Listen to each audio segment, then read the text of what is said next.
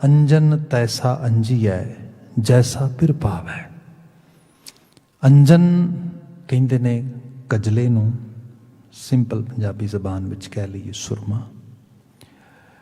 अज medicine sites दे विच बड़ी revolutionary changes असीं देखे ने पिछले 60-70-100 सालों दे विच, खास तौर पर एलोपैथी के आउण दे नाल। हाँ, दोबारा फिर अज ट्रैडिशनल मैडिसिनस की गल हो रही है, कुछ अल्टरनेटिव्स लभे जा रहे हैं, कुछ उहो जिहियां गल्लां दोबारा फिर तुर पईयां ने। जे असीं उस तरीके नाल देखीए जिहड़े ट्रैडिशनल मैडिसिनस नूं लैण दा या किसी नूं उस मैडिसिन की इंटरवेंशन का तरीका सीगा, उहदे लई जिवें अज IV वगैरह हुंदी है, तुसीं किसी नूं डायरैक्टली नीडल लगा के सीधा जिहड़ा आ उन्हां दियां नर्व दे विच ही, नसां दे विच ही उन्हां नूं तुसीं कोई मैडिसिन दे सकदे हैगे हो या वैसे बॉडी च इंजैक्ट कर सकते हो। इस किस्म की दवाइयां दी इंटरवेंशन मौजूद आ। पर जिहड़ा ट्रैडिशनल तरीका उहदे च यही सीगा कि तुहानूं यू हैव टू ईट, तुहानूं सॉलो करनी पैगी, खानी पैगी उस तरीके दे नाल। या फिर नो डाउट अज भी असीं उस तरीके नूं वेखदे है कि स्निफ करना किसी चीज़ नूं नक दे राहीं लैना। फिर अज भी अज दी मॉडर्न मैडिसिन दे विच भी खास तौर पर अखां रिलेटिड या नीजल रिलेटिड जिहड़ा हैगा उहदे च अखां दे विच दारू पाउणा सीधे तौर पर। सो ये मैडिसिन लैण दा एक ढंग तरीका सीगा। एक तो ये बात इस रूप में जिहड़ा सुरमा सीगा, जिहड़ा कोट के या कालख जिहड़ी वो बनाई जाती सीगी, कुछ दवाइयां कोट के जिहड़ियां हौली हौली अखां दे जरिए अंदर जाणियां ने, लिक्विड की फॉर्म में नहीं, उन्होंने एक सॉलिड बेस बड़ा रगड़िया होया उहदे जिन्हों मटीरियल कह लो उहदे बेस विच पाया जाता सी। दूसरा जिहड़ा अंजन आ, कजला आ, वो एक शिंगार दा मतलब जिन्हों असीं डॉलअप करना कहने आ, जिन्हों असीं अपनी मेकअप करना कहने आ, उहदा एक पार्ट आ। गुरु ग्रंथ साहब ने शिंगार बारे बड़ी बात की है। किते असीं शब्द पढ़ीए कि गुरु साहब जिक्र करदे, जे किते मेरी पिर नाल नहीं बन आउंदी ते फिर इहो जिहा शिंगार पट पे, इहो जिहे शिंगार की मैनूं की लोड़ आ। असीं शब्दां दे शब्द पढ़ते हैं कि मूंद कटारी जेवड़ा, कि जिहड़ा वो मेरा सारा सब चीज़ां जिहड़ियां उस रूप दे मैं लगाउणियां। उस शब्द के अंदर गुरु बाबा जी ने बयान किया कि जिहड़ियां चूड़ा पन पलंग स्यों मुंदे सनबाही सनबाहा, एते वेस करेंदी मुंदे सवराह तो अवराहा, ना मनियार ना चूड़ियां ना से वंगुड़ियां। वो मनियार चूड़ियां वंगुड़ियां ये सारे पार्ट ऑफ उस मेकअप दे उस शिंगार का हिस्सा आ।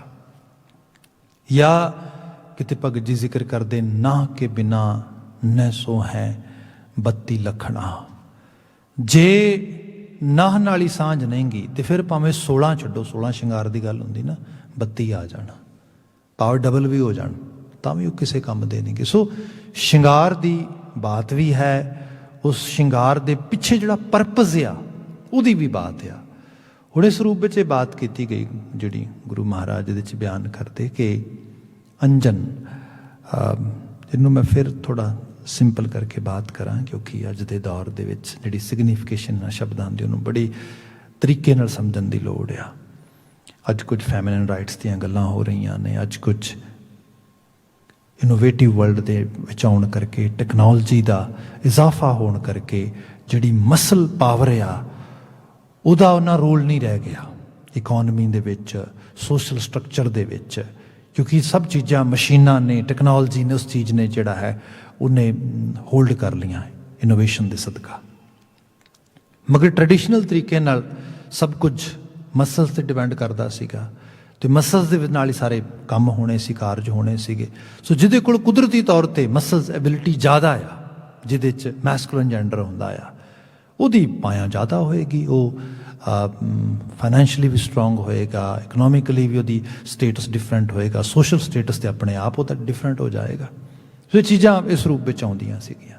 ਫਿਰ ਜਿਹੜਾ ਫੈਮਿਨਨ ਜੈਂਡਰ ਆ ਉਹ ਮੋਸਟਲੀ ਉਸ ਮੈਸਕੂਲਨ ਜੈਂਡਰ ਦੀ ਡਿਪੈਂਡੈਂਸੀ 'ਤੇ ਹੁੰਦਾ ਸੀ ਇਸ ਤਰੀਕੇ ਨਾਲ। ਅਤੇ ਈਵਨ ਜੇ ਤੁਸੀਂ ਅੱਜ ਦੀ ਬਾਤ ਵੀ ਕਰੋ ਤਾਂ ਪਿਛਲੇ ਪ੍ਰੈਜ਼ੀਡੈਂਟ ਇਲੈਕਸ਼ਨ ਦੇ ਵਿੱਚ ਆ ਜਿਹੜਾ ਪ੍ਰੈਜ਼ੀਡੈਂਟ ਇਲੈਕਸ਼ਨ ਹੋਇਆ ਹੁਣ ਪ੍ਰੈਜ਼ੀਡੈਂਸ਼ੀਅਲ ਇਲੈਕਸ਼ਨ ਅਮਰੀਕਾ ਦੇ ਵਿੱਚ, ਅਤੇ ਜਿਹੜਾ ਰਨਿੰਗ ਪ੍ਰੈਜ਼ੀਡੈਂਟ ਸੀਗਾ ਉਹ ਇੱਕ ਰੈਲੀ ਦੇ ਵਿੱਚ ਇਹ ਬਾਤ ਕਰਦਾ, ਇਹਦੀ ਬੜੀ ਚਰਚਾ ਹੋਈ ਬਾਤ ਦੇ ਵਿੱਚ ਕਿ ਖਾਸ ਤੌਰ ਕੇ ਵਾਈਟ ਵਿਮਨਸ ਨੂੰ ਐਡਰੈਸ ਕਰ ਰਿਹਾ, ਅਤੇ ਉਹ ਕਹਿ ਰਿਹਾ ਕਿ ਤੁਸੀਂ ਮੈਨੂੰ ਵੋਟ ਪਾਓ and I will make sure that your husband go to work every day, ਮੈਂ ਉਹਨਾਂ ਵਾਸਤੇ ਕੰਮ ਜਿਹੜਾ ਹੈਗਾ ਉਹਦਾ ਬੰਦੋਬਸਤ ਕਰਾਂਗਾ, ਮੈਨੂੰ ਤੁਸੀਂ ਇਸ ਰੂਪ ਵਿੱਚ। ਲੋਕਾਂ ਦੀ ਬੜੀ ਚਰਚਾ ਹੋਈ, ਕਿਆ ਕਮਾਲ ਹੋ ਗਈ, ਕਿਉਂ ਇੱਕ ਔਰਤ ਨੂੰ ਹਸਬੈਂਡ ਨੂੰ ਕੰਮ ਤੇ ਭੇਜਣ ਦੀ ਡਿਪੈਂਡੈਂਸੀ ਹੋਏ ਇਸ ਰੂਪ ਦੇ ਵਿੱਚ। ਮਤਲਬ ਇਹ ਅਜੇ ਵੀ ਉਸ ਦੁਨੀਆ 'ਚ ਜੀ ਰਿਹਾ ਅੱਜ ਇਸ ਸਮੇਂ 'ਚ 2020 ਦੀ ਬਾਤ ਕਰ ਰਿਹਾ ਮੈਂ, ਅਮਰੀਕਨ ਇਲੈਕਸ਼ਨ ਦੇ ਵਿੱਚ, ਜਿੱਥੇ ਕਿਹਾ ਗਿਆ ਕਿ ਬੜਾ ਤਾਲੀਮ ਯਾਫਤਾ ਸਮਾਜ ਆ, ਬੜਾ ਇੰਡੀਪੈਂਡੈਂਟ ਸਮਾਜ ਆ, ਬੜੀ ਫਰੀ ਸੁਸਾਇਟੀ ਹੈ, ਬੜੀ ਹਾਈਲੀ ਜਿਹੜੀ ਹੈ ਇਕਨੋਮਿਕਲੀ ਜਿਹਨੂੰ ਕਿਹਾ ਜਾਏ ਕਿ ਬੜੀ ਫਲਰਿਸ਼ ਅਤੇ ਪ੍ਰੋਸਪਰ ਸੁਸਾਇਟੀ 'ਚ ਅਸੀਂ ਰਹਿ ਰਹੇ ਹੈਗੇ ਆ। ਸੋ ਜੇ 2020 ਦੇ ਇਸ ਸਮੇਂ 'ਚ ਇਸ ਹਾਲਾਤ ਵਿੱਚ ਅੱਜ ਵੀ ਤੁਸੀਂ ਇੱਕ ਪ੍ਰੈਜ਼ੀਡੈਂਟ ਦੀ ਸਪੀਚ ਚੀਜ਼ਾਂ ਸੁਣਦੇ ਹੋ, ਥੋੜ੍ਹਾ ਪਿੱਛੇ ਚਲੇ ਜਾਓ ਅਤੇ ਕੀ ਸੁਣੋਗੇ, ਕੀ ਵੇਖੋਗੇ।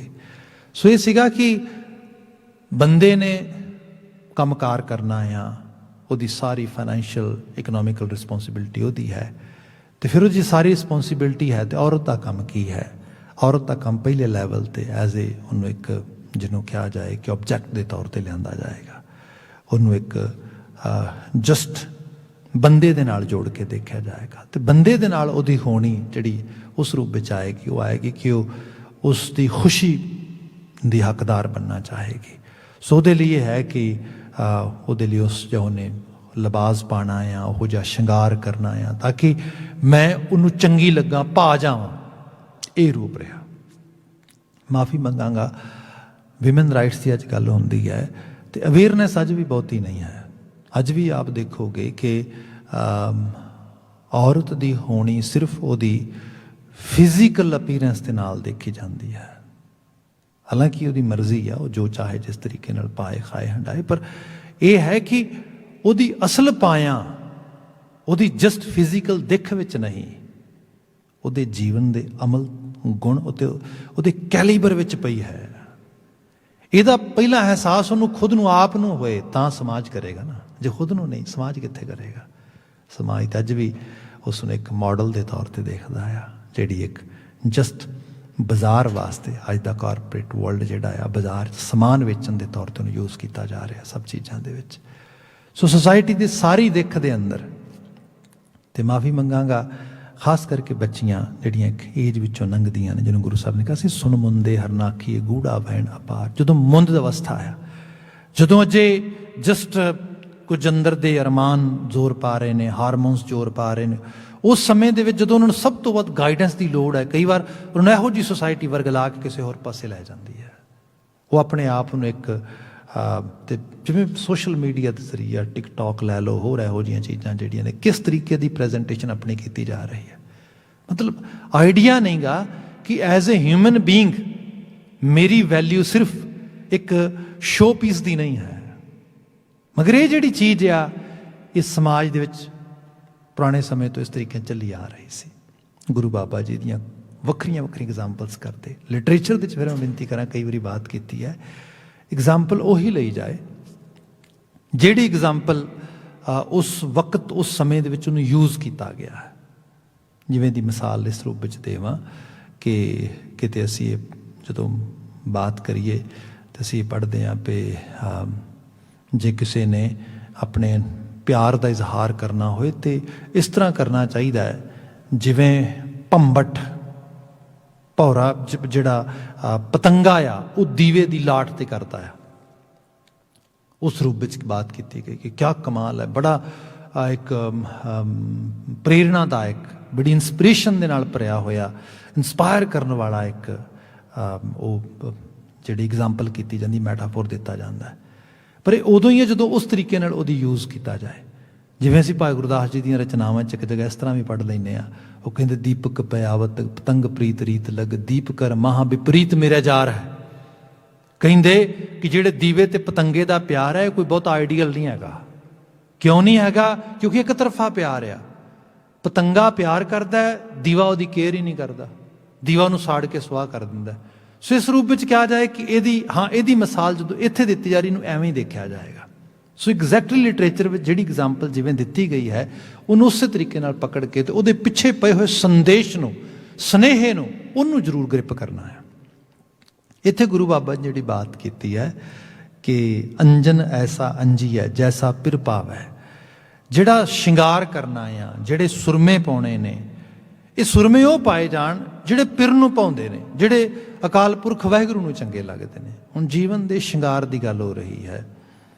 ਤੁਸੀਂ ਇਸ ਤਰ੍ਹਾਂ ਜਾਣੋ ਕਿ ਜਿਵੇਂ ਸਪੋਜ਼ ਮੈਂ ਇਹਨੂੰ ਹੋਰ ਸਰਲ ਕਰਕੇ ਬਿਆਨ ਕਰਦਾ ਹਾਂ, ਬੱਚੇ ਨੇ ਬ੍ਰਾਂਡਡ ਕਲੋਥ ਪਾਉਣਾ ਚਾਹੁੰਦੇ ਨੇ, ਮਤਲਬ ਚੰਗੀ ਦਿੱਖ, ਚੰਗੀ ਲੁੱਕ ਹੋਏ ਉਹਨਾਂ ਦੀ, they want to have very nice physical appearance, ਇਹ ਚੀਜ਼ਾਂ 'ਤੇ ਬੜਾ ਫੋਕਸ ਕਰਦੇ ਨੇ। ਬਹੁਤ ਚੰਗੇ ਕੱਪੜੇ ਪਾਉਣ, ਬੜੇ ਚੰਗੇ ਜਿਹੜਾ ਆ ਮਹਿੰਗੇ ਮਹਿੰਗੇ ਬ੍ਰਾਂਡਡ ਕਲੋਥਿੰਗ ਹੋਏ, ਮਹਿੰਗੀਆਂ ਕਾਰਾਂ ਵਿੱਚ, ਵਧੀਆ ਘਰ ਵਿੱਚ ਰਹਿਣ, ਸਭ ਕੁਝ। ਪਰ ਇਹ ਸਾਰਾ ਕੁਝ ਹੋਣ ਦੇ ਬਾਵਜੂਦ ਵੀ ਐਜ਼ ਅ ਹਿਊਮਨ ਉਹ ਚੰਗੇ ਬਣ ਜਾਣਗੇ ਜੇ ਉਹਨਾਂ 'ਚ ਆਦਤਾਂ ਚੰਗੀਆਂ ਨਹੀਂ ਗਈਆਂ, ਜੇ ਗੁਣ ਚੰਗੇ ਨਹੀਂ, ਜੇ ਬੋਲਣ ਦਾ ਨਹੀਂ ਪਤਾ, ਰਹਿਣ ਸਹਿਣ ਦਾ ਨਹੀਂ ਪਤਾ, ਖਾਣ ਪੀਣ ਦਾ ਨਹੀਂ ਪਤਾ, ਆਪਣੇ ਆਪ ਨੂੰ ਸੰਭਾਲ ਕੇ ਸਮਾਜ ਵਿੱਚ, ਸੁਸਾਇਟੀ ਵਿੱਚ ਕੰਟਰੀਬਿਊਟ ਕਰਨ ਦਾ ਨਹੀਂ ਪਤਾ, ਉਹ ਬ੍ਰਾਂਡਡ ਕੱਪੜੇ ਕੀ ਕਰਨਗੇ ਇਕੱਲੇ, ਬ੍ਰਾਂਡਡ ਕਲੋਥਿੰਗ ਕੀ ਕਰੇਗੀ। ਸੋ ਇਸ ਕਰਕੇ ਜਿਹੜੇ ਜੀਵਨ ਦੇ ਵਿੱਚ ਸ਼ੁਭਤਾ ਆ, ਗੁਣ ਨੇ, ਜਿਹਦੇ ਕੋਲ ਕੁਝ ਕੈਲੀਬਰ ਆ, ਕੁਝ ਚੰਗੇਰੇ ਜੀਵਨ ਦੀਆਂ ਸਕਿੱਲਸ ਨੇ, ਉਹ ਅਸਲ ਵਿੱਚ ਸ਼ਿੰਗਾਰ ਹੈ, ਉਹ ਅਸਲ ਵਿੱਚ ਗੁਣ ਆ। ਰੂਹਾਨੀ ਤੌਰ ਤੇ ਇਹਦਾ ਜਿਹੜਾ ਸ਼ਬਦ ਜਾ ਕੇ ਮੁੱਕਣਾ ਹੈ ਨਾ, ਇਹ ਸ਼ਬਦ, ਇਹ ਪਦਾ ਮੁੱਕਣਾ, ਤੰਤ ਮੰਤ ਪਾਖੰਡ ਨਾ ਜਾਣਾ। ਤੰਤ ਮੰਤ ਪਾਖੰਡ, ਇੱਕ ਤੇ ਇਹ ਜਿਹੜੇ ਤੰਤਰ ਮੰਤਰ ਵਗੈਰਾ ਕੀਤੇ ਜਾਂਦੇ ਨੇ, ਪਾਖੰਡ ਜਿਹੜਾ ਆ ਇੱਕ ਛੋਟਾ ਜਿਹਾ ਹਿੱਸਾ, ਪਾਖੰਡ ਮਤਲਬ ਖੰਡਿਤ ਕਰਕੇ ਕਿਸੇ ਚੀਜ਼ ਨੂੰ ਦੇਖ ਲੈਣਾ। ਸਪੋਜ਼ ਕਰੋ ਇਹ ਕਿਹਾ ਗਿਆ ਕਿ ਬੰਦੇ ਨੂੰ ਆਪਣੇ ਗੁੱਸੇ ਤੇ ਕੰਟਰੋਲ ਕਰਨਾ ਚਾਹੀਦਾ ਆ। ਅਸੀਂ ਗੁਰਬਾਣੀ 'ਚ ਬਚਨ ਪੜ੍ਹਦੇ ਹਾਂ, ਹੇ ਕਲ ਮੂਲ ਕ੍ਰੋਧੰ ਕਦੰਚ ਕਰੁਣਾ ਨ ਉਪਰਜਤੇ। ਕਈ ਵਾਰੀ ਲੋਕੀ ਕਹਿੰਦੇ ਨਾ, ਸਾਡੇ ਘਰ ਲੜਾਈ ਬੜੀ ਰਹਿੰਦੀ ਹੈ, ਝਗੜਾ ਬੜਾ ਰਹਿੰਦਾ ਆ, ਪਤਾ ਨਹੀਂ ਕੀ ਗੱਲ ਹੈ, ਕਿਸੇ ਨੇ ਟੂਣਾ ਕਰ ਦਿੱਤਾ ਆ, ਕੋਈ ਜਿਹੜਾ ਆ ਕੋਈ ਕਿਸੇ ਕਿਸਮ ਦਾ ਸਰਾਪ ਮਿਲ ਗਿਆ ਆ, ਹੋਇਆ ਕੀ ਹੈ। ਗੁਰੂ ਅਰਜਨ ਸਾਹਿਬ ਕਹਿੰਦੇ, ਮੈਂ ਤੁਹਾਨੂੰ ਤੁਹਾਡੇ ਘਰ ਦੀ ਲੜਾਈ ਦਾ, ਕਲੇਸ਼ ਦਾ ਪੱਕਾ ਕਾਰਨ ਦੱਸ ਦੇਣਾ, ਤੁਸੀਂ ਉਹਦੇ ਤੇ ਕੰਮ ਕਰ ਲਓ। ਮਹਾਰਾਜ ਦੱਸੋ ਅਸਲ ਸਾਡੇ ਘਰ ਦੇ ਕਲੇਸ਼ ਦੀ ਜੜ ਕੀ ਹੈ? ਗੁਰੂ ਬਾਬਾ ਜੀ ਨੇ ਤੁਹਾਡੇ ਇਕੱਲੇ ਨਹੀਂ, ਇਹ ਯੂਨੀਵਰਸਲ ਮੈਸੇਜ ਹੈ। ਹਰ ਘਰ, ਹਰ ਹਾਊਸ ਹੋਲਡ ਦੇ ਵਿੱਚ ਝਗੜੇ ਦਾ ਇੱਕੋ ਹੀ ਕਾਰਨ ਹੈ, ਹੇ ਕਲ ਮੂਲ ਕ੍ਰੋਧੰ। ਕਲਾ ਦਾ ਅਸਲ ਮੂਲ ਜਿਹੜਾ ਆ ਕ੍ਰੋਧ ਆ, ਐਂਗਰ, ਜਿਹੜੀ ਅਗਰੈਸ਼ਨ ਆ, ਇਹ ਹੈ। ਹੁਣ ਇਸ ਅਗਰੈਸ਼ਨ ਨੂੰ ਕੰਟਰੋਲ ਕਰਨ ਵਾਸਤੇ ਇਹ ਕਿਹਾ ਜਾਂਦਾ ਹੈ ਕਿ ਭਾਈ ਆਪਣੇ ਮੱਥੇ ਨੂੰ ਠੰਡਾ ਰੱਖੀਦਾ। ਇਹ ਗੱਲ ਕਹੀ ਗਈ। ਭਾਰਤੀ ਖਿੱਤੇ ਦੇ ਵਿੱਚ ਹਜ਼ਾਰਾਂ ਸਾਲਾਂ ਤੋਂ ਲੋਕਾਂ ਨੇ ਕੀ ਕੀਤਾ, ਖਾਸ ਕਰਕੇ ਇੱਕ ਐਲੀਟ ਜਿਹੜਾ ਇੱਕ ਖਾਸ, ਜਿਹਨੂੰ ਇਹੋ ਜਿਹੇ ਗਿਆਨ ਦਾ ਪਤਾ ਹੈ ਕਿ ਜਿਹੜਾ ਆ ਮੱਥਾ ਠੰਡਾ ਰੱਖਣਾ ਆ, ਉਹਨਾਂ ਨੇ ਕੀ ਕੀਤਾ, ਚੰਦਨ ਕੋਟੀ, ਕਿਉਂਕਿ ਚੰਦਨ ਜਿਹੜੀ ਹੈ ਸੈਂਡਲਵੁੱਡ, ਉਹ ਠੰਡੀ ਹੁੰਦੀ ਹੈ, ਤੇ ਉਸ ਨੂੰ ਘੋਟ ਕੇ, ਉਹਨੂੰ ਰਗੜ ਕੇ ਤੇ ਆਪਣੇ ਮੱਥੇ ਤੇ ਲਗਾ ਲੈਣਾ, ਮੱਥਾ ਠੰਡਾ ਰਹੇਗਾ। ਨੋ ਡਾਊਟ ਮੱਥਾ ਠੰਡਾ ਰਹੇਗਾ, ਹੈਲਥ ਵਾਈਜ਼, ਫਿਜ਼ੀਕਲ ਹੈਲਥ ਲਈ ਠੀਕ ਰਹੇਗਾ। ਪਰ ਉਹਦੇ ਪਿੱਛੇ ਜਿਹੜਾ ਮੈਸੇਜ ਆ, ਮੈਸੇਜ ਕੀ ਸੀਗਾ? ਗੁੱਸਾ ਨਹੀਂ ਕਰਨਾ, ਕ੍ਰੋਧਾ ਬਿਰਤੀ 'ਚ ਨਹੀਂ ਆਉਣਾ। ਕ੍ਰੋਧ ਜਿਹੜਾ ਹੈ ਕਲ ਮੂਲ ਕ੍ਰੋਧੰ, ਇਹ ਕਲਾ ਦਾ ਮੂਲ ਹੈ, ਲੜਾਈ ਦਾ ਸਭ ਤੋਂ ਵੱਡਾ ਮਫਾਦ ਦਾ, ਦੁਨੀਆ ਤੇ ਕਲਾ ਕਲੇਸ਼ ਦਾ ਇਹ ਜੜ ਹੈ। ਇਹਨੂੰ ਬਿਲਕੁਲ ਵੀ ਆਪਣੀ ਸੁਰਤ 'ਚ ਪਾਉਣਾ ਹੀ ਨਹੀਂਗਾ। ਹੁਣ ਇਹ ਤੇ ਕੰਮ ਨਾ ਕੀਤਾ, ਇਹ ਤੇ ਧਿਆਨ ਨਾ ਦਿੱਤਾ, ਉਸ ਕਲਾ ਕਲੇਸ਼ ਦੀ ਦੁਨੀਆ ਵਿੱਚ ਗਵਾਚਿਆ ਰਿਹਾ, ਮੱਥੇ ਤੇ ਉਹ ਲਗਾ ਲਿਆ। ਭਾਈ ਇਹ ਸ਼ਿੰਗਾਰ ਬੇਕਾਰ ਹੈ, ਇਹ ਸ਼ਿੰਗਾਰ ਕਿਸੇ ਕੰਮ ਦਾ ਨਹੀਂਗਾ। ਇਹੋ ਜਿਹੇ ਹੋਰ ਬਹੁਤ ਸਾਰੇ ਸ਼ਿੰਗਾਰ ਨੇ, ਜਿਵੇਂ ਬਾਬਾ ਕਬੀਰ ਜੀ ਦਾ ਇੱਕ ਸ਼ਬਦ ਕਹਿ ਦਿੰਦਾ ਵਾਂ, ਕਬੀਰ ਵੈਸ਼ਨੋ ਹੁਆ ਤੋ ਕਿਆ ਭਇਆ, ਮਾਲਾ ਮੇਲੀ ਚਾਰ। ਅੱਜ ਕੱਲ੍ਹ ਤੁਸੀਂ ਲੋਕਾਂ ਨੂੰ ਸੁਣਿਆ ਹੋਏਗਾ, कोई बंदा कोई गल करे तो कहता भी मैं वो नहीं मैं आ चीज़ां नहीं खाता, क्यों? क्योंकि मैं वैष्णो हो गया वा। वैष्णो होना एक धार्मिक तौर पर एक हायर कैटेगरी आ जाना है। हालांकि वैष्णो का मतलब जोड़ा आ वो असी लोग प्रॉपरली नहीं समझ पाए। मैं माफ़ी मंगते लफज कह रहा वा। नॉन वैज वैज खाना है, वैजीटेरियन होना है, नॉन वैजीटेरियन होना, इतने बड़ा झगड़ा मुफाद लोग करते रहते इस तरीके धार्मिक तौर पर। बेनती करा तो धर्म नाल कोई सीधा संबंध नहीं है। सीधे रूप च गल यह है कि जोड़ा नॉन वैज आ वो वैसे ही ह्यूमन सेहत लिए बहुता चंगा नहीं गा। ये सीधी सीधी जी बात है। अज सीधे तौर पर कहा जाता है मोस्टली वो बीमारियां कैरी करता है। ईवन असी कोविड-19 ਨੂੰ देखिए, ਜਿਹੜੀ बैट मार्केट ਸੀਗੀ ਚਾਈਨਾ ਦੇ ਵਿੱਚ, ਜਿਹੜੀ ਐਨੀਮਲ ਮਾਰਕੀਟ, ਉੱਥੋਂ ਇਹਦੀ ਸ਼ੁਰੂਆਤ ਹੁੰਦੀ ਹੈ ਤੇ ਸਾਡੇ ਨਿਊਜ਼ੇ ਮਿਲਦੀਆਂ ਨੇ। ਤੁਸੀਂ ਮੈਡ ਕਾਓ ਤੋਂ ਲੈ ਕੇ H1N1 ਤੱਕ ਲੈ ਜਾਓ, ਬਰਡ ਫਲੂ ਤੱਕ ਲੈ ਆਓ, ਸਾਰੇ ਤੁਹਾਨੂੰ ਸਾਰਿਆਂ ਦੇ ਪਿੱਛੇ ਉਹੀ ਮੀਟ ਮਿਲੇਗਾ ਸਾਰਾ ਦਾ ਸਾਰਾ। ਸੋ ਸਿੱਧੇ ਤੌਰ ਤੇ ਹੈ ਇਸ ਕਿਸਮ ਦੀ ਖੁਰਾਕ ਪਰਹੇਜ਼ਗਾਰ ਹੋਣਾ ਵੈਸੇ ਹੀ ਚੰਗਾ ਆ। जज तो सीधे तौर पर एडवोकेसी की जा रही है पूरी दुनिया के विच, भाई वैजीटेरियन होवो, भाई इस तरीके नाल होवो। लोग कहते नहीं without beef no one can survive, यहो जिहियां गल्लां होंदियां इस तरीके नाल। तो वो तर्क इस गल नूं देंदे ने भी जे जिदा मांस तुसीं खा रहे हो वो घाह खा के सर्वाइव कर सकदा, तुहानूं की दिक्कत है? वो तो घाह खा के सर्वाइव कर ही रहा। तुसीं जिहड़ा है तुसीं तो होर बहुत कुछ खा सकते हो, ग्रेन फ्रूट, कितनी दुनिया भर की चेन पई है, नट्स तो लैके हर चीज़ इस रूप दे विच। खैर उस चर्चा मैं ना जी मौलिक रूप से विनती कर रहा। वैष्णो का मतलब जो तो लिटरेचर च असीं पढ़ते हैं तो वह बनता है कि जोड़ा लहसुन, गंडा, हर तरह की जोड़े इस तरह की स्पीसीज़ वगैरह है, स्पाइसिस वगैरह है, सारिਆਂ ਨੂੰ त्याग दिता जिन्हें सब ਨੂੰ एक रूप छड्डता। भाव जिहदे विचों माड़ी जी भी कोई मतलब एक तिखी समैल आउंदी है, वो हर चीज़ जिहड़ी है त्याग दिती उस तरीके ना, वो वैष्णो हो गया। तो फिर कला ही नहीं, उसकी निशानी एक होर हो गई। कबीर वैष्णो हुआ तो क्या भया, माला मेली चार, चौमाला हो गया। चौमाला सिखी स्टैचू वर्शिपिंग बिल्कुल रद्द कर दी है, पर की करिए साडे घरां च फोटोआं भी लगियां ने, कैलेंडर भी लगे ने, सब कुछ लगा है। तुसीं देखिया होए जिहड़ियां काल्पनिक फोटोआं भी बनाईयां जांदियां ने। गुरु नानक साहब जी दियां हुण गुरपुरब लंघिया बीते कल, तो बड़े मैसेजेस शेयर हुए ने सोशल मीडिया के। इधर मेरे को भी टनस एंड टनस मैसेज पहुँचे इस तरीके ना, मोस्टली मैसेज दे विच फोटोआं सी। मैं माफ़ी मंगते लफज कहना कि पहली गल तो है कि मैं किसी मैसेज का शायद रिप्लाई नहीं कर पाया, वो इस करके ही नहीं क्योंकि बहुत ज़्यादा होने करके I can not actually do that, उस करके नहीं कर सकिया।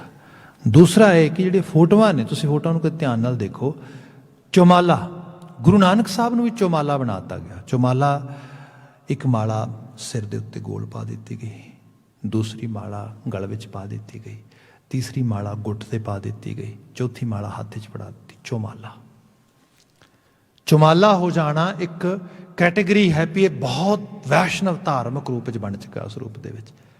फिर चार माला डिफरेंट धातां दे विचों आउंदियां। पहली माला जिहड़ी है वो कहते चंदन दी हुंदी है, दूजी तुलसी की, तीसरी रुद्राक्ष की, चौथी जी उन की होंगी है। सो इस तरीके दियाँ मालावां की गिनती इस ढंग नाल कीती गई। खैर जिक्र आया कि बाबा कबीर जी कहते भी कबीर वैष्णो हुआ तो क्या भया, माला मेली चार, बाहर कंचन बार हैं भीतर भरी पंगार। कहते बाहरों तो 12 वन्नी का सोना लगना, टोटल जिन्हों कहा जाए 24 कैरेट गोल्ड, पर जो अंदर देखिए तो मुलम्मा, मतलब बिल्कुल कॉपर, किसी काम का नहीं गा।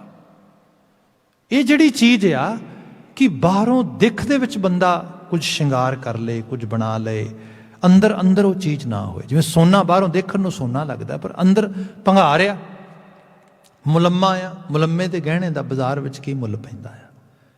सो जिहड़ी बात कीती गई श्रृंगार दी, वो श्रृंगार धार्मिक तौर पर सिर्फ बैरूनी नहीं गा, ਉਹਦਾ प्रभाव अंदर की दुनिया विच की है, जिन्हों गुरु बाबा जी ने बड़े रंगां च असीं गुरपुरब दे बात करते हैं बीती शाम तो पिछले दीवानां दे बात की सी कि जो गुरु साहब जिक्र करते कि जिहड़ा जनेऊ है वो दया कपा संतोख सूत जत गंढी सतवट। हुण ये कला कपाह दा पाना तो बड़ा ईजी है, हाँ जिहड़ा पाना औखा आ वो है दया।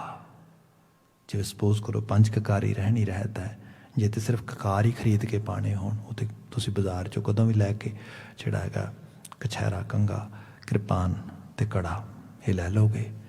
ਕੇਸ ਨੋ ਡਾਊਟ ਕੁਦਰਤ ਦੇ ਰਹੀ ਹੈ, ਮਿਲ ਰਹੇ ਨੇ ਸਾਨੂੰ, ਪਰ ਜਿਹੜੀ ਇਸ ਦੇ ਪਿੱਛੇ ਰਹਿਣੀ ਰਹਿਤ ਦਾ ਕੌਨਸੈਪਟ ਹੈ, ਜਿਹਨੂੰ ਕਿਹਾ ਗਿਆ ਸੀਗਾ ਕਿ ਰਹਿਣੀ ਰਹਿ ਸੋਈ ਸਿੱਖ ਮੇਰਾ, ਜਿਹੜਾ ਸਿੱਖ ਹੈ ਉਹ ਤੇ ਉਸ ਰਹਿਤ ਵਿੱਚੋਂ ਆਏਗਾ ਨਾ, ਜਿਹੜੀ ਵੇ ਆਫ ਲਾਈਫ ਹੈ। ਸੋ ਅੰਜਨ ਉਹ ਆ ਜਿਹੜਾ ਇਸ ਪਿੱਛੇ ਸੋਚ, ਵਿਚਾਰਧਾਰਾ, ਖਿਆਲ ਦਿੱਤਾ ਗਿਆ, ਉਸ ਨੂੰ ਤੁਸੀਂ ਕਿੰਨੀ ਪਰਪੱਕਤਾ ਦੇ ਨਾਲ ਫੋਲੋ ਕਰ ਰਹੇ ਹੋ। ਗੁਰੂ ਮਹਾਰਾਜ ਨੇ ਇੱਥੇ ਬਾਤ ਕੀਤੀ, ਸਭ ਜ਼ਿਕਰ ਕਰਦੇ, ਅੰਜਨ ਤੈਸਾ ਅੰਜੀਐ, ਉਹੋ ਜਿਹਾ ਸ਼ਿੰਗਾਰ ਕਰੋ, ਉਹੋ ਜਿਹਾ ਅੰਜਨ, ਉਹੋ ਜਿਹਾ ਕਜਲਾ ਪਾਓ। ਅੰਜਨ ਤੈਸਾ ਅੰਜੀਐ ਜੈਸਾ ਪਿਰ ਭਾਵੈ, ਜਿਹੜਾ ਪਿਰ ਨੂੰ ਚੰਗਾ ਲੱਗ ਜਾਏ। ਹੁਣ ਅੰਜਨ ਦੀ ਗੱਲ ਇਹ ਵੀ ਹੈ ਕਿ ਸਿੱਖੀ ਦੇ ਚੰਜਨ ਦੀ ਬਾਤ ਜਦੋਂ ਵੀ ਆਏਗੀ ਉਹ ਗਿਆਨ ਨਾਲ ਜੁੜੇਗੀ, ਸੋਝੀ ਨਾਲ ਜੁੜੇਗੀ, ਸ਼ਬਦ ਨਾਲ ਜੁੜੇਗੀ। ਕਿਉਂਕਿ ਜਿਵੇਂ ਅੱਖਾਂ ਦੇ 'ਚ ਕਜਲਾ ਪਾਇਆ ਜਾਂਦਾ ਹੈ, ਜਿਹੜੇ ਅੱਖਰ ਨੇ ਇੱਕ ਕਾਲੀ ਸ਼ਾਹੀ, ਕਾਲੀ ਮਸੂ ਨਾਲ ਲਿਖੇ ਜਾਂਦੇ ਨੇ, ਕਾਲਖਿਆ, ਅੱਖਾਂ ਵਿੱਚ ਕਜਲਾ ਪਾ ਕੇ ਅੱਖਾਂ ਸ਼ਿੰਗਾਰੀਆਂ ਜਾਂਦੀਆਂ ਨੇ। ਜੇ ਉਸ ਕਜਲੇ ਨੂੰ ਡਾਇਰੈਕਟਲੀ ਅੱਖਾਂ 'ਚ ਪਾਉਣ ਦੀ ਬਜਾਏ ਉਸ ਕਜਲੇ ਨਾਲ ਲਿਖੇ ਹੋਏ ਅੱਖਰ, ਚੰਗੇਰੇ ਅੱਖਰ, ਉਹਨਾਂ ਨੂੰ ਪੜ੍ਹੋਗੇ, ਉਹਨਾਂ ਨੂੰ ਆਪਣੀਆਂ ਅੱਖਾਂ ਦੇ ਨਾਲ ਐਸੋਸੀਏਟ ਕਰੋਗੇ, ਉਹ ਅੰਜਨ ਪਾਓਗੇ, ਜੀਵਨ ਸ਼ਿੰਗਾਰਿਆ ਜਾਏਗਾ। ਕੱਲੀਆਂ ਅੱਖਾਂ ਨਹੀਂ, ਕੱਲੀ ਬਹਿਰੂਨੀ ਲੁੱਕ ਜਿਹੜੀ ਹੈ ਉਹ ਚੰਗੀ ਨਹੀਂ ਹੋਏਗੀ, ਸੂਰਤ ਸੀਰਤ ਦੋਨੋਂ ਬਦਲ ਜਾਏਗੀ। ਬੰਦੇ ਦਾ ਪੂਰਾ ਜੀਵਨ, ਸਮੁੱਚਾ ਹੋਲ ਪਰਸਨੈਲਿਟੀ ਇਹ ਬੈਟਰਡ ਹੋ ਜਾਏਗੀ। ਇਹਦੇ 'ਚ ਤੁਸੀਂ ਅਪਲਿਫਟਿੰਗ ਲਿਆ ਸਕੋਗੇ, ਇਹਦੇ 'ਚ ਤੁਸੀਂ ਉਚੇਰਾਪਨ ਲਿਆ ਸਕੋਗੇ, ਉਹਦੀ ਬਾਤ ਕੀਤੀ ਗਈ।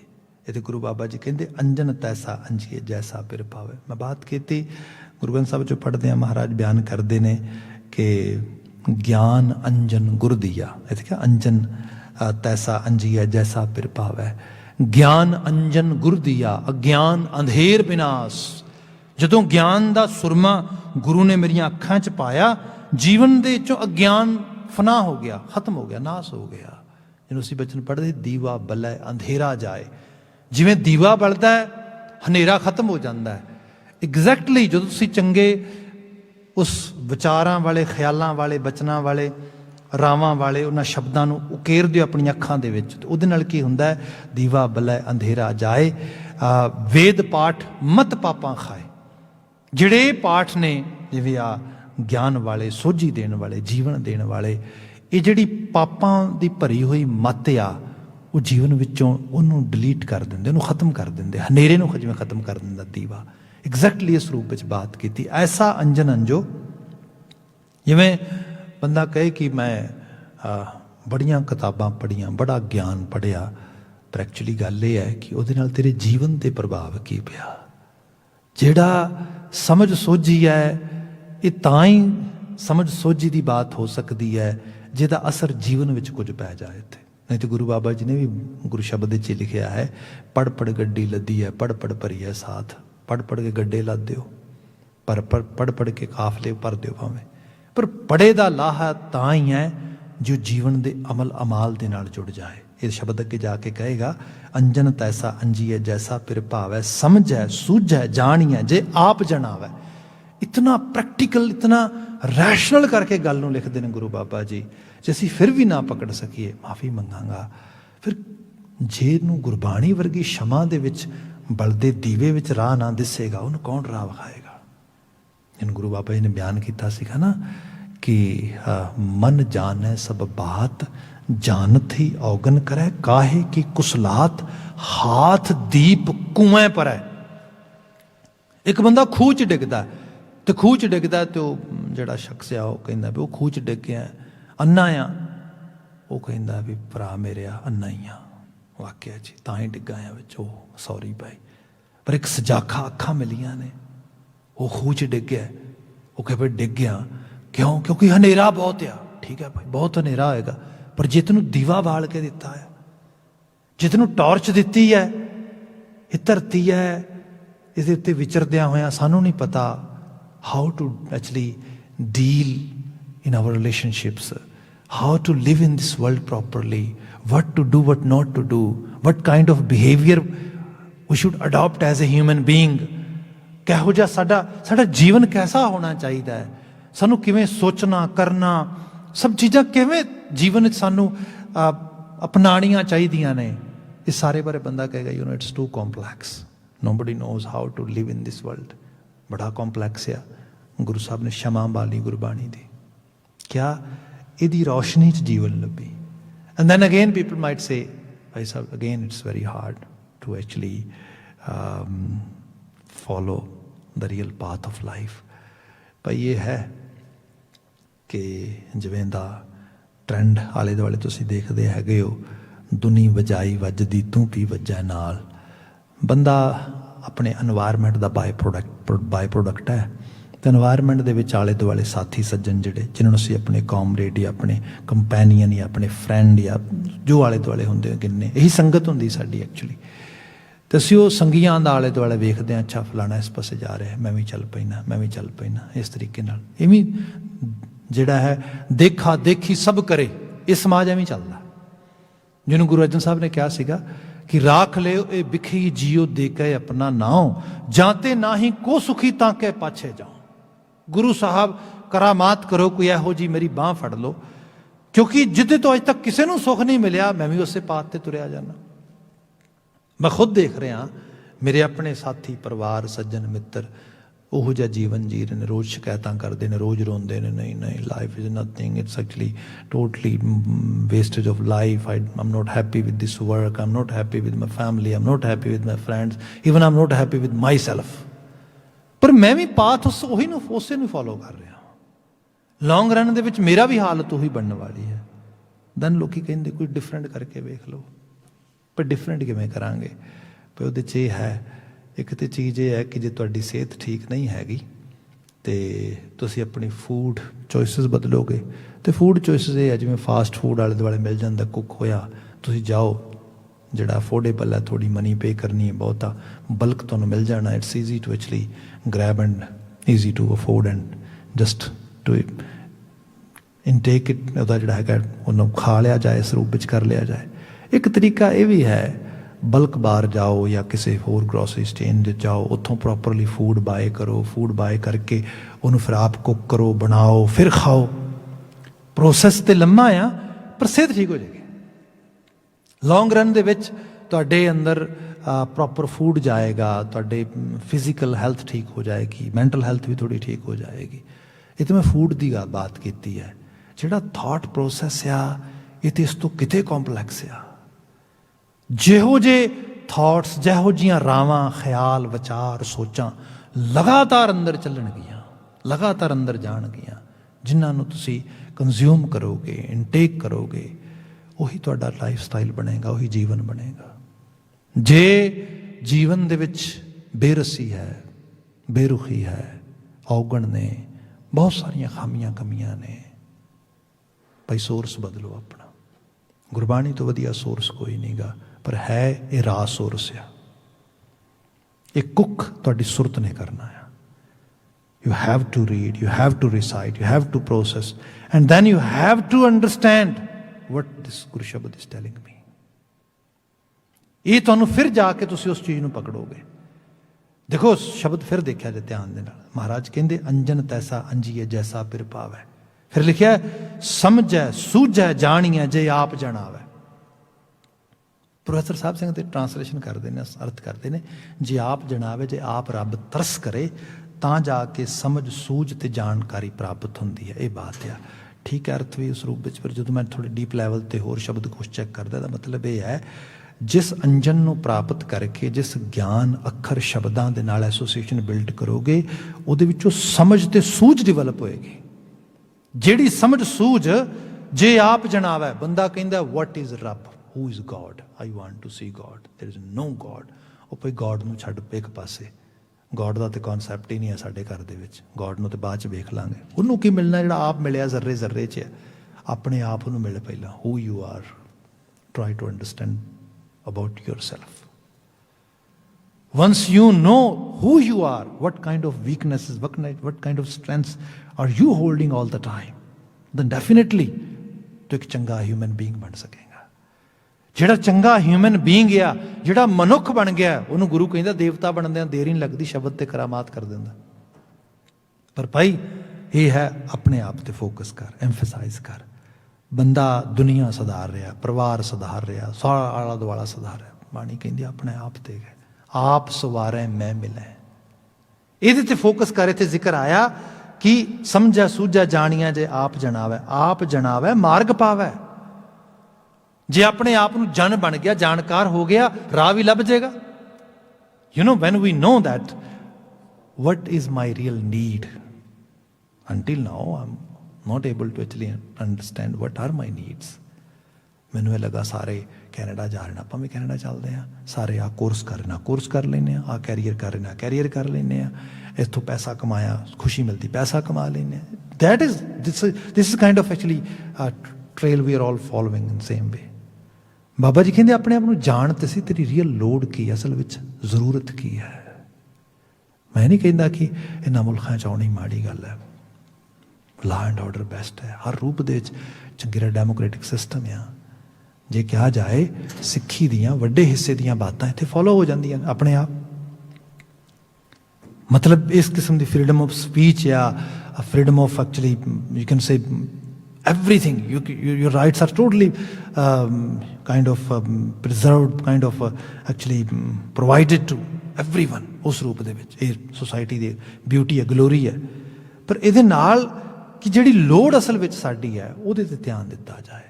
ਸਾਡੀ ਲੋੜ ਕਈ ਵਾਰੀ ਸਿਰਫ ਸਰਮਾਇਆ, ਦੌਲਤ, ਪੈਸਾ, ਆਲੇ ਦੁਆਲੇ ਦੀ ਸ਼ੋਅ ਆਫ ਇਹ ਨਹੀਂ ਹੁੰਦਾ, ਪੀਸ ਆਫ ਮਾਈਂਡ ਹੁੰਦਾ ਆ, ਜੀਵਨ ਦੀ ਚੜ੍ਹਦੀ ਕਲਾ ਹੁੰਦੀ ਹੈ, ਚੰਗੇਰੇ ਰੰਗ 'ਚ ਰੰਗਣ ਵਾਸਤੇ ਸਾਨੂੰ ਅਗਰਸਰ ਹੋਣ ਦੀ ਲੋੜ ਹੁੰਦੀ ਹੈ। ਗੁਰੂ ਬਾਬਾ ਜੀ ਨੇ ਬਾਤ ਕੀਤੀ ਇਹਦੇ ਵਿੱਚ ਕਿ ਸਮਝਿਆ ਸੂਝਿਆ ਜਾਣੀਆਂ ਜੇ ਆਪ ਜਣਾਇਆ, ਆਪ ਜਣਾਵੈ ਮਾਰਗ ਪਾਵੇ, ਆਪੇ ਮਨੁਆ ਲੇਵਏ, ਆਪੇ ਮਨੁਆ ਲੇਵਏ। ਮਨੁਵੇ ਨੂੰ ਆਪਣੇ ਕੰਟਰੋਲ 'ਚ, ਮਨ ਨੂੰ ਕੰਟਰੋਲ 'ਚ ਕਰਨਾ, ਮਨ ਨੂੰ ਆਪਣੇ ਗ੍ਰਿਪ ਵਿੱਚ ਲੈ ਕੇ ਆਉਣਾ, ਜਿਹੜਾ ਭਟਕਦਾ ਹੀ ਫਿਰਦਾ, ਜਿਹੜੀ ਮਾਈਂਡ ਵਾਂਡਰਿੰਗ ਹੋ ਰਹੀ ਹੈ ਸਾਰੀ ਦੀ ਸਾਰੀ। We have to work toward that side, ਉਹਦੀ ਗੱਲ ਹੋ ਰਹੀ ਹੈ ਇਹਦੇ 'ਚ। ਅਗਲਾ ਬਚਨ ਹੈ ਕਰਮ ਸੁਕਰਮ ਕਰਾਏ ਆਪੇ, ਕੀਮਤ ਕੌਣ ਅਭੇਵੇ। ਹੁਣ ਇੱਥੇ ਬਾਤ ਆ ਕਿ ਉਹ ਸਾਡਾ ਆਪਾ ਹੀ ਸਾਡੇ ਤੋਂ ਕਰਮ ਸੁਕਰਮ ਕਰਵਾ ਰਿਹਾ ਹੈ, ਤੇ ਕੀਮਤ ਕੌਣ ਅਭੇਵੇ। ਮਤਲਬ ਜਿਸ ਖਿੱਤੇ 'ਚੋਂ ਅਸੀਂ ਆਏ ਹਾਂ ਉਸ ਖਿੱਤੇ ਦੇ ਵਿੱਚ ਇਹ ਹੈ ਹਰ ਚੀਜ਼ ਦੀ ਵੈਲਿਊ ਤੈਅ ਕੀਤੀ ਗਈ ਹੈ। ਈਵਨ ਧਰਮ ਕਰਮ ਦੇ ਵਿੱਚ ਵੀ ਤੁਸੀਂ ਖਾਸ ਪ੍ਰਾਈਜ਼ ਪੇ ਕਰਕੇ ਖਾਸ ਕਿਸਮ ਦਾ ਬੈਨੀਫਿਟ, ਜਿਹੜੀ ਬਲੈਸਿੰਗ ਆ ਉਹਨੂੰ ਤੁਸੀਂ ਬਾਏ ਕਰ ਸਕਦੇ ਹੋ। ਇਹੀ ਸਭ ਪੂਜਾ ਪਾਠ ਦਾ ਅਰਚਨਾ ਦਾ ਚੱਕਰ ਪਿਆ ਸਾਰਾ। ਸਿੱਖੀ ਆਸ਼ੇ ਨੇ ਸਾਰੇ ਚੋਂ ਬਾਹਰ ਕੱਢਿਆ ਸਾਨੂੰ। ਇੱਥੇ ਸਾਹਿਬ ਕਹਿੰਦੇ ਉਹਦੀਆਂ ਬਲੈਸਿੰਗਸ ਦੀਆਂ ਕੀ ਕੀਮਤ ਦੇਵੋਗੇ? ਨੋ, ਇਹ ਤੇ ਹੈ ਤੁਹਾਨੂੰ ਆਪ ਅਰਨ ਕਰਨੀਆਂ ਪੈਣਗੀਆਂ। ਅਗਲਾ ਜਿਹੜਾ ਬਚਨ ਲਿਖਿਆ ਇਹਦੇ ਵਿੱਚ, ਕਿਆ ਤੰਤ ਮੰਤ ਪਾਖੰਡ ਨਾ ਜਾਣਾ, ਰਾਮ ਹਿਰਦੈ ਮਨ ਮਾਨਿਆ। ਬਾਕੀ ਭਾਈ ਤੰਤਰ ਮੰਤਰ ਪਾਖੰਡ ਤਵੀ ਧਾਗੇ ਲੈ ਲਓ, ਹੋਰ ਇਹੋ ਜਿਹੀਆਂ ਚੀਜ਼ਾਂ, ਬਹੁਤਾ ਧਰਮ ਦੇ ਦੁਆਲੇ ਘੁੰਮਦਾ ਪਿਆ। ਗੁਰੂ ਬਾਬਾ ਜੀ ਕਹਿੰਦੇ ਰਾਮ ਹਿਰਦੈ ਮਨ ਮਾਨਿਆ। ਜਿੰਨੀ ਦੇਰ ਤੱਕ ਪ੍ਰਭੂ ਨੂੰ ਹਿਰਦੇ ਦੇ ਵਿੱਚ ਤੁਹਾਡਾ ਮਨ ਨਹੀਂ ਮੰਨਦਾ, ਤੁਹਾਡੇ ਅੰਦਰ ਜ਼ਹਿਨੀ ਤੌਰ ਤੇ ਆਪਣੀ ਆਤਮ ਉਸਾਰੀ ਵਾਸਤੇ ਤੁਸੀਂ ਸਿੰਸੀਅਰ ਨਹੀਂ ਹੁੰਦੇ, ਓਨੈਸਟ ਨਹੀਂ ਹੁੰਦੇ, ਦੁਨੀਆ ਦੀ ਕੋਈ ਸ਼ਕਤੀ, ਕੋਈ ਤਾਕਤ, ਕੋਈ ਤੰਤ ਮਨ ਤੁਹਾਡਾ ਕਲਿਆਣ ਨਹੀਂ ਕਰ ਸਕਦਾ। ਅੰਤਲਾ ਬਚਨ ਇਸ ਭਗਤ ਦਾ ਹੈਗਾ, ਅੰਜਨ ਨਾਮ ਤਿਸੈ ਤੇ ਸੂਝੈ, ਗੁਰ ਸ਼ਬਦੀ ਸਚ ਜਾਣਿਆ। ਜਿਸ ਨੇ ਗੁਰੂ ਕੇ ਸ਼ਬਦ ਦੇ ਜ਼ਰੀਏ ਅੰਜਨ ਨਾਮ, ਤੇ ਜਿਹੜਾ ਅੰਜਨ ਨਾਮ ਤਿਸੈ ਤੇ ਸੂਝੈ, ਉਸ ਕਰਤਾਰੀ ਹਸਤੀ ਤੋਂ ਸੁਝਦਾ ਆ। ਭਾਵ ਬੰਦਾ ਆਪਣੇ ਆਪ ਨੂੰ ਸਮਝਣ ਵਾਸਤੇ ਇੱਕ ਇਹੋ ਜਿਹੇ ਸੋਰਸ ਨਾਲ ਜੁੜਦਾ, ਜਿਹੜਾ ਸੋਰਸ ਵਾਕਿਆ 'ਚ ਹੀ ਉਹਦੇ ਅੰਦਰ ਦੀ ਦੁਨੀਆ ਨੂੰ ਅਲਾਈਨ ਕਰ ਦਿੰਦਾ ਉਸ ਸੱਚੇ ਸੁੱਚੇ ਸਕੂਲ ਆਫ ਥਾਟ ਦੇ ਨਾਲ। ਇਹਦੇ ਲਈ ਇਸ ਦੌਰ, ਜਿਸ ਦੌਰ 'ਚ ਬਾਣੀ ਆ ਰਹੀ ਹੈ, ਉਸ ਦੌਰ ਤੋਂ ਪਹਿਲਾਂ ਤੇ ਹੋ ਸਕਦਾ ਲੋਕੀ ਕਹਿੰਦੇ ਹੋਣਗੇ ਬਾਬਾ ਜੀ where to go to get real ਅੰਜਨ, ਅਸਲ ਜਿਹੜਾ ਗਿਆਨ, ਅੱਖਰ, ਸ਼ਬਦ ਕਿੱਥੋਂ ਲੱਭਾਂਗੇ? ਗੁਰੂ ਬਾਬਾ ਜੀ ਨੇ ਸਜਾ ਕੇ ਦਿੱਤੇ ਗ੍ਰੰਥ ਰੂਪ ਦੇ ਵਿੱਚ, ਪੋਥੀ ਰੂਪ ਦੇ ਵਿੱਚ। ਸਾਡੇ ਲਈ ਤਾਂ ਹੁਣ ਬੜਾ ਈਜ਼ੀ ਹੈ, ਈਜ਼ੀ ਅਵੇਲੇਬਲ ਹੈ। ਬਸ ਇਸ ਤਰ੍ਹਾਂ ਹੈ ਪੜ੍ਹਨਾ, ਸਮਝਣਾ, ਬੁੱਝਣਾ ਤੇ ਜੀਵਨ ਦੇ ਅਮਲ ਵਿੱਚ ਲੈ ਕੇ ਜਾਣਾ ਆ। ਸਾਹਿਬ ਰਹਿਮਤ ਕਰਨ ਨਾਲ ਆਲਮੀ ਵਾਕਿਆਂ 'ਚੋਂ ਸਾਨੂੰ ਚੰਗੇਰੀ ਪ੍ਰੇਰਣਾ ਮਿਲੇ। ਇੰਨੀਆਂ ਕੁ ਬੇਨਤੀਆਂ ਨਾਲ ਖਿਮਾ। ਇੱਥੇ ਸਮਾਪਤੀ। ਵਾਹਿਗੁਰੂ ਜੀ ਕਾ ਖਾਲਸਾ, ਵਾਹਿਗੁਰੂ ਜੀ ਕੀ ਫਤਿਹ।